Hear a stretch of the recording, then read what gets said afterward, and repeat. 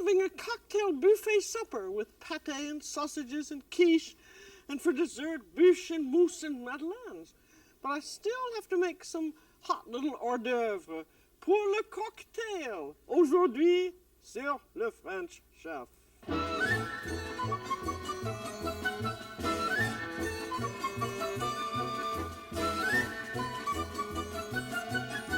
The French Chef is made possible by a grant from the Polaroid Corporation. Welcome to the French Chef. I'm Julia Child. You know, I think the French really have the right word for little hot tidbits that they serve at cocktail parties. They call them amuse-gueules, which means amusing the mouth. Actually, gueule is not a very polite word. It's spelled G-U-E-U-L-E, and it means an animal's maw. And it's rather like Little Red Riding Hood visiting her grandma, the wolf, and carrying some little tidbits with her. Well, we're going to do two types of little amuse-gueules today. The first ones are going to be with pastry, and the others are with bread. And these are the pastry ones here. And this is a turnover called a chausson, and it looks like puff pastry as you cut into it. Look at that, it has leaves and it's light and it's puffy. It has anchovy in it, but it's not puff pastry at all. It's just plain old pie dough, just like our old quiche dough, or it can be a ready mix of dough, and it's rolled out. This is a piece rolled out by 20 inches by 18, and it's going to have a butter massage, and that's going to give it this puffiness. And this, I have enough pie dough here to make, like if you were buying a ready mix for 2 9-inch pies, or say half a pound of flour. And then the butter has to be softened. We always seem to be softening butter with the heel of the hand. We've done it for croissants and heaven knows what. And the reason we have to soften it is just so that it can be spreadable, and we can spread it over the dough. And it's going to be done in 2 parts. I've got 4 tablespoons of butter here. And I'm going to divide it in half and spread 1/2 over the top of the pastry. There's approximately 1/2. And you can see why I had to soften it, just so I can spread it out as though it were a mammoth sandwich. And this is just going to be spread over the top 2/3. And the object here is just like making puff pastry. This is called mock puff pastry. So that you're going to have layers of dough sandwiched in between layers of butter. And that's what makes the pastry puff. That's a little bit. Then you've got this, see, there's the top 2/3 with the butter spread on it, and there's the bottom unbuttered third. Roll up to the middle, and then the buttered third roll down on top of it. And then you've got 3 layers of pastry and 2 layers of butter. Folding it in thirds, and then roll it out again. As always in French pastry, everything seems to be in a rectangle. And as always also in pastry, be sure that you have your dough very cold, and then you won't run into any troubles. And turn it over. And the idea of rolling it out is to roll it out with the butter so that you can make nice thin layers. And now the rest of the butter, that's the other 2 tablespoons goes on the other 2/3. In real, actual French puff pastry called pâte feuilletée, you have equal amounts of butter and of dough. And then this gets folded again, like a business letter. And each one of these foldings and rollings is called a turn. And we now have 2 turns, you mark it, and it now has to rest because you have activated the gluten, which is going to mean that it's going to be too hard to roll, so that you have to let it rest before you use it.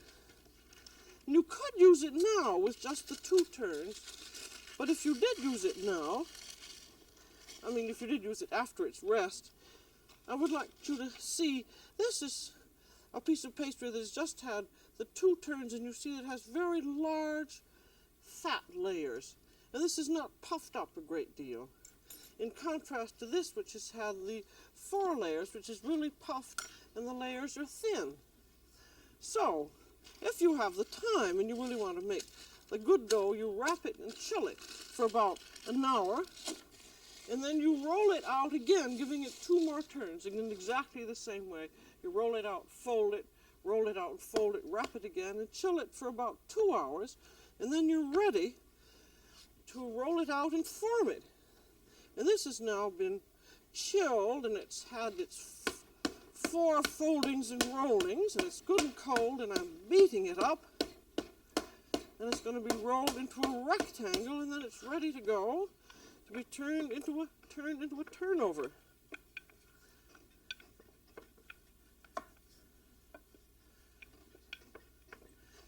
And this is going to be rolled out into a big long rectangle about 18 inches by 8. But I'm only going to use half of it, so I'll cut half and reserve it for something else, and then roll the rest of it out.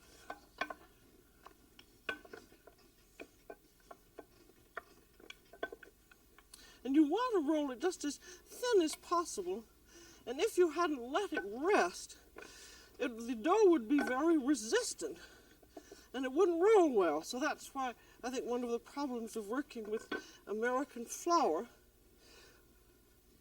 in contrast to working, say, with French flour, and that's why the French recipes always say rest something for 20 minutes, is because their dough is made with a different kind of flour. Now what we're going to do to make the turnover, which is this, I'm going to show you with some photographs taken by my husband. You're going to roll out the dough, and then put it on a pastry sheet with a piece of wax paper on one half, and there's some little bits of mustard. And then on top of the mustard go some anchovies or some pieces of cheese. And then, then you fold the dough over, or turn it over, and there you have your turnover. And you just separate it with some fork marks. This is the idea of learning, of knowing what you're going to do first, then doing it. So here, getting it onto the pin, roll it up onto the pin, and then it gets unrolled onto the pastry plaque. And there's your wax paper, and unroll it. So the wax paper is just on half. You can see there's the wax paper. That's going to make easy turning. And then this is the half that's going to be garnished with cheese and anchovies and so forth. And first I'm going to put some little bits of mustard. And this is that good French Dijon mustard that has a fine herbal, winey, mustardy taste. Hot dog mustard doesn't go with these kinds of things. You should get the regular French type, because it has a very good flavor. And now we have anchovies. As you can see, these are very simple to do. Main thing is just to have your pastry. And these are just plain, ordinary anchovies packed in oil. And if you didn't use anchovies, you could use cheese. Matter of fact, I'm not going to use all of this. I'm going to scrape off that mustard and save that piece of pastry. I'm just really doing token work, because I want to do several things. And now I want to paint it with some water, so that when I turn the dough over, the 2 parts will seal together. So there's your wax paper. You're just holding that turn.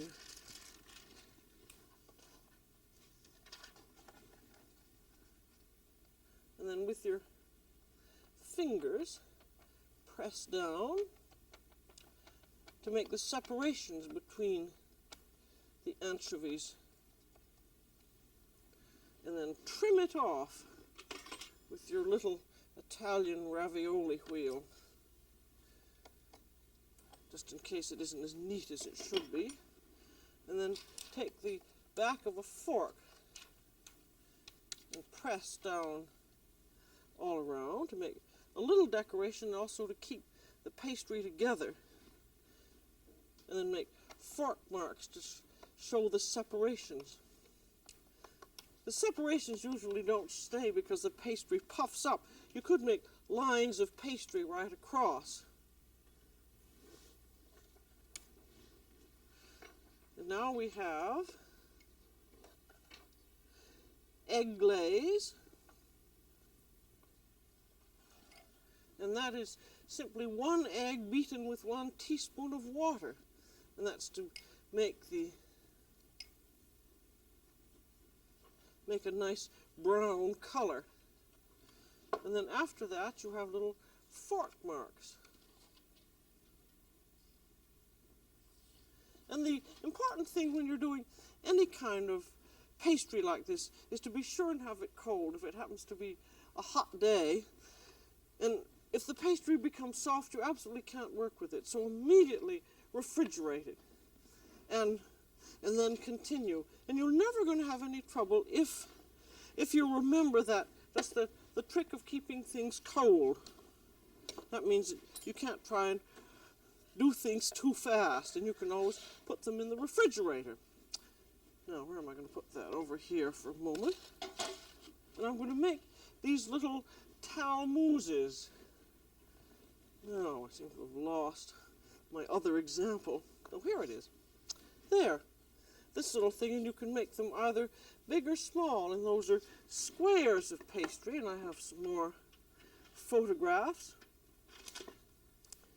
And there's a square of pastry with a cheese on it, and then the corners are folded up.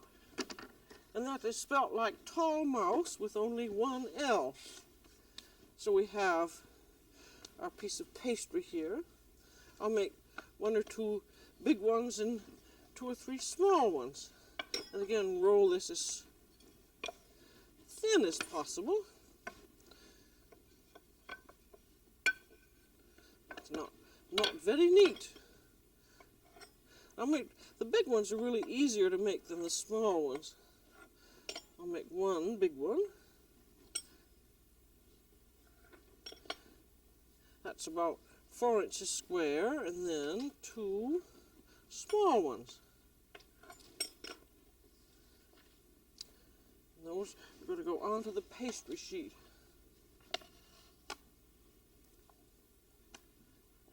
I think it's the nice thing about pastry that so many of these things which look rather fancy are really quite simple-minded and really very easy to do.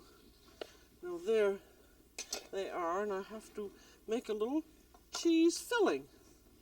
And this is some mashed Roquefort cheese. That's about ½ a cup. And then you want to moisten it with a little egg.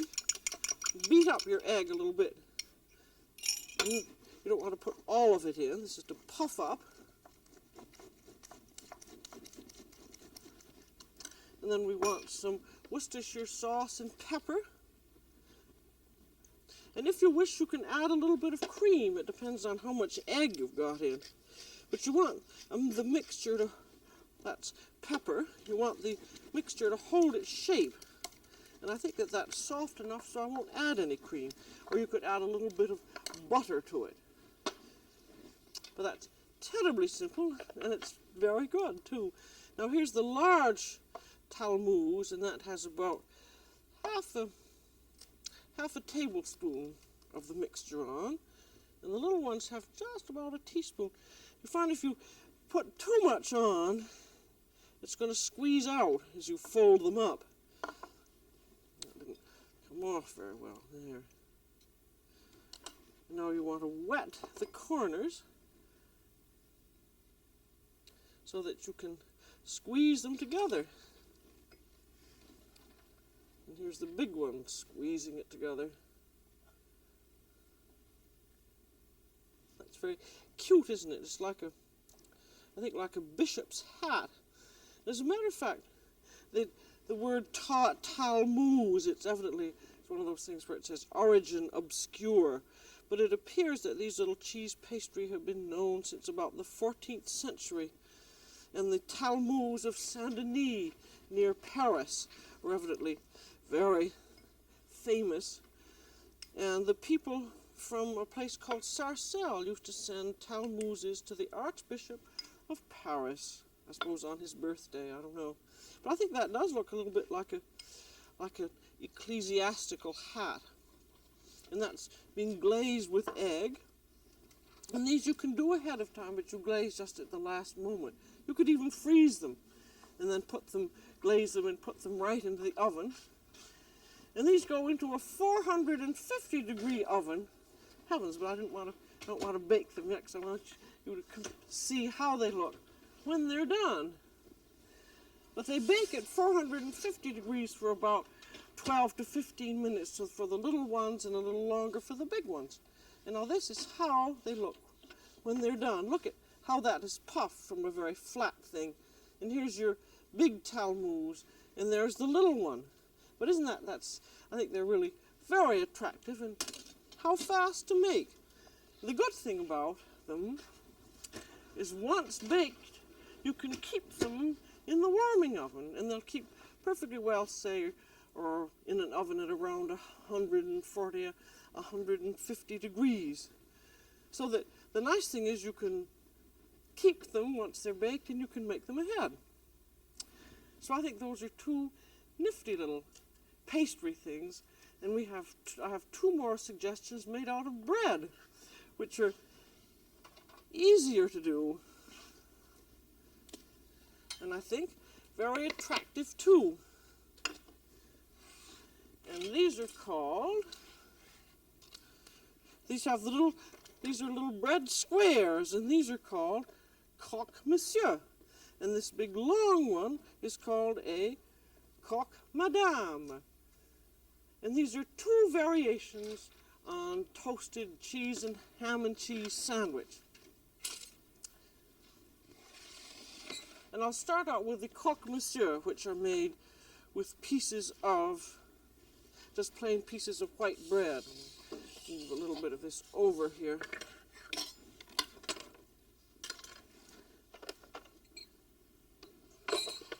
And the Croque Monsieur are made start out with pieces of white sandwich bread, and you butter them either with melted butter. We have 4 pieces. Again, these are terribly simple, but they're awfully good. I think it's because the name sounds fancy. People don't realize how terribly simple they are. And then after being buttered, they have some cheese on. And I like to use mozzarella cheese. You don't have to be Italian to like mozzarella, but I like the way mozzarella melts on these sandwiches. And there are 4 pieces of cheese, and then we have 4 pieces of ham. Cut that in half. No, we just have 2 pieces of ham. I'd forgotten how this was working. And then put them together, and the secret of these, when you get them together, press them hard together. So you have 2 pieces of cheese between 2 pieces of ham. Press them down, and then after you've pressed them, trim off the crusts. So you get a little bit of wastage of ham and cheese here. This gives you a much more professional looking sandwich if you trim them afterwards. And this you can also get done ahead of time and just keep pressed down. And then they're going to be sauteed, and you saute them just before serving. And now we're going to do the Croque Madame, which is this great big long thing. It's usually made as a short one, but this is a long piece of French bread just cut long ways and dried out in the oven, and that it also gets painted with butter. That looks as though it had split a little bit. But that's all right, because the topping is going to hold it together. And you want to be sure and dry this bread out in the oven, otherwise you get a sort of a soft, the bread is soft rather than being nice and crisp. And now we have a cheese topping. And this is a different kind, when it has 1 egg and about 1/3 of a cup of beer. I'm using nice Norwegian beer here. And a little bit of cognac. This is really sort of a tipsy madame. And then this is grated Swiss cheese, and you put in, it's at least a cup. But you want to put in, you have to have quite a bit of cheese to make the mixture stick together. And I always find, though it's not usual, that a little bit of flour helps. Because if you don't have any flour, I've got about a tablespoon or so, the mixture runs quite a bit. And Croque Madame is also made sometimes with chicken, but I think it's much better with ham. And I'm going to use a bit of freshly ground pepper and a little pepper sauce. And then on it goes.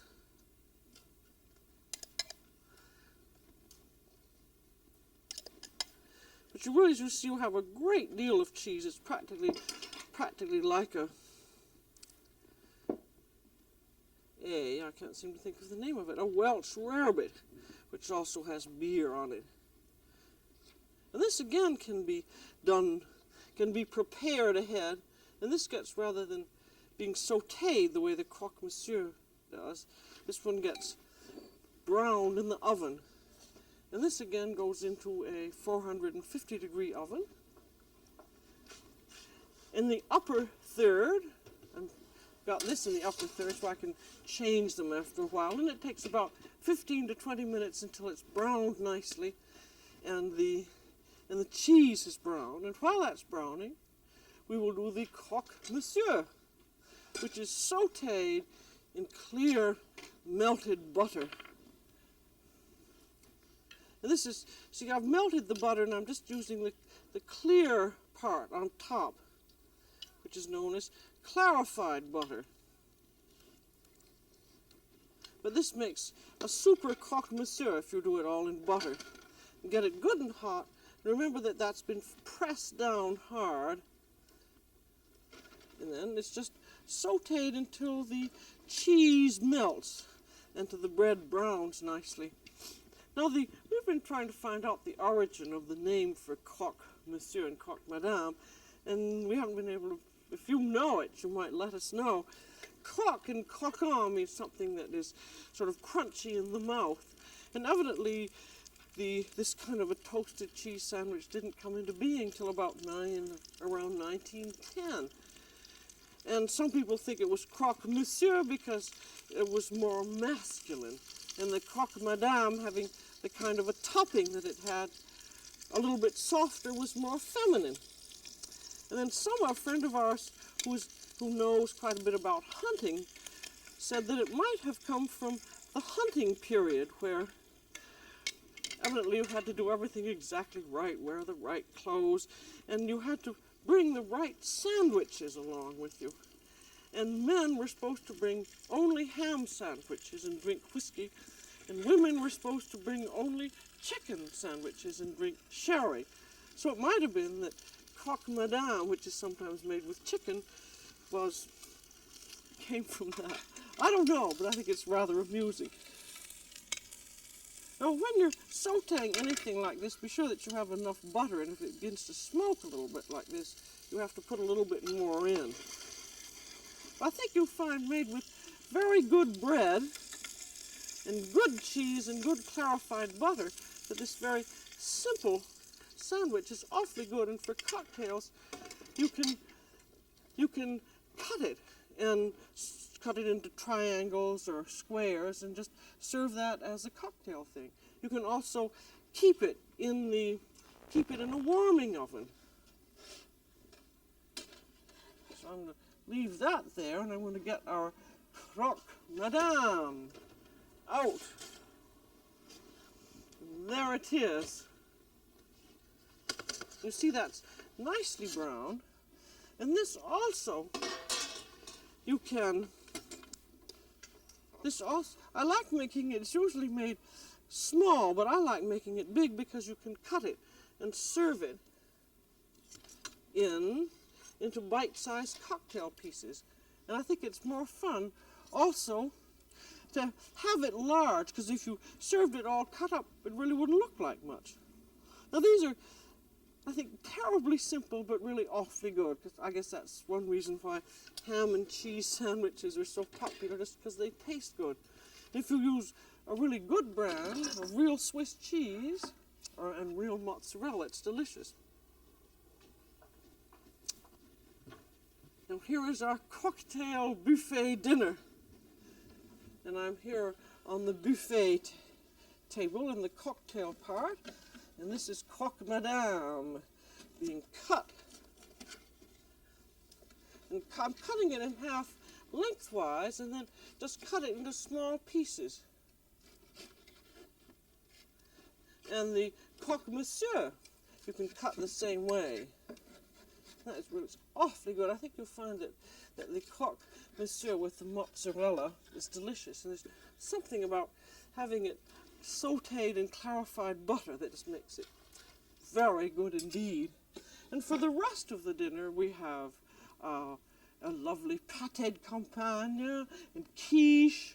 And then for dessert, we have our ever-ready chocolate mousse and a bûche and madeleines, so that we have almost everything. And voilà le cocktail. This is Julia Child. Bon appétit.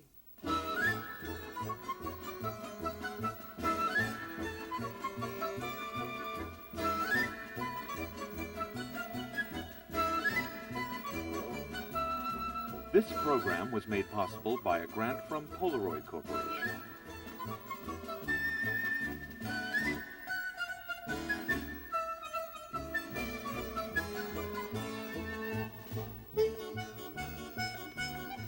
Julia Child is the author of From Julia Child's Kitchen, which includes the recipes from this program.